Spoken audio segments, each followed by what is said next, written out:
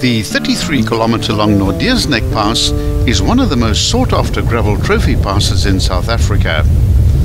The pass is well designed in terms of gradient, but there are a few sections where the surface can get quite rough. Although the pass can be driven in a normal car in fair weather, we nonetheless recommend a high-clearance vehicle and definitely a 4x4 when it's wet or during periods of snowfall. The convoluted pass runs along the east-west axis and intersects the escarpment approximately where the Maloti, Drakensberg and Witteberg mountains meet. The pass has a summit height of 2,590 meters and it has an altitude variance of 795 meters, which gives an average gradient of 1 in 41, with the steepest parts being at 1 in 7.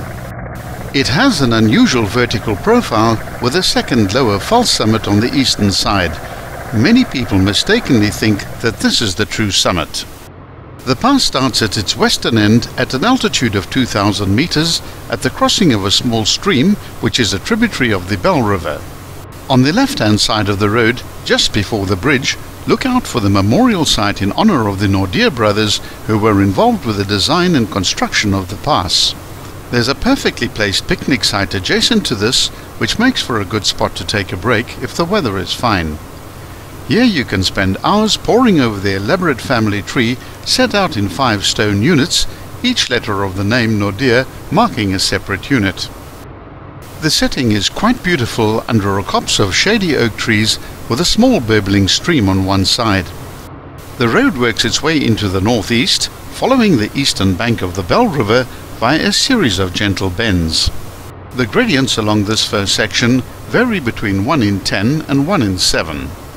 To get to the Nordeersneck Pass, you'll need to allow plenty of time, as you'll need to start from either Maclear, which is 70 kilometers to the southeast, or Berkeley East, which is to the west, using the tiny village of Rhodes as a lunchtime or even better as an overnight destination.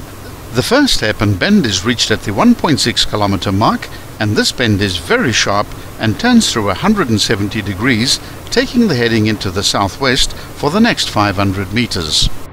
On long weekends and school holidays, you'll find a surprising amount of traffic on this road, including adventure motorcyclists.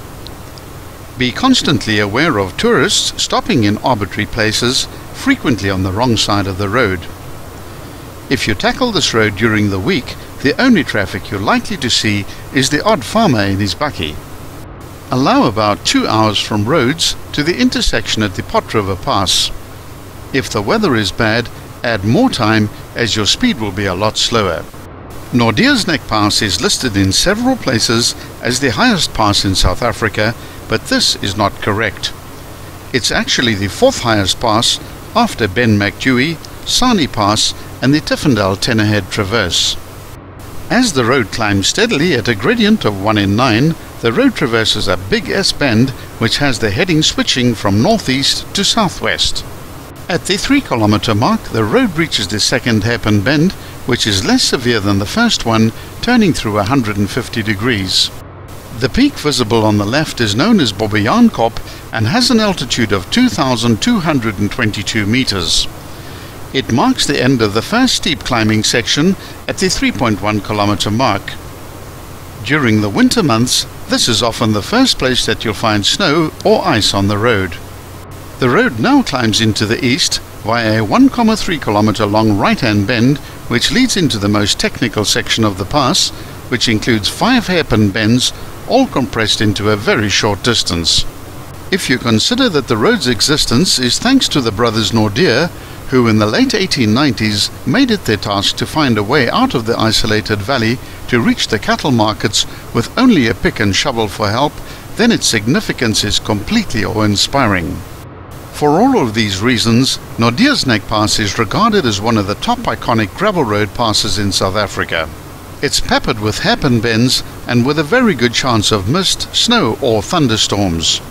Be sure to watch parts 2 through to 6 on this iconic gravel pass.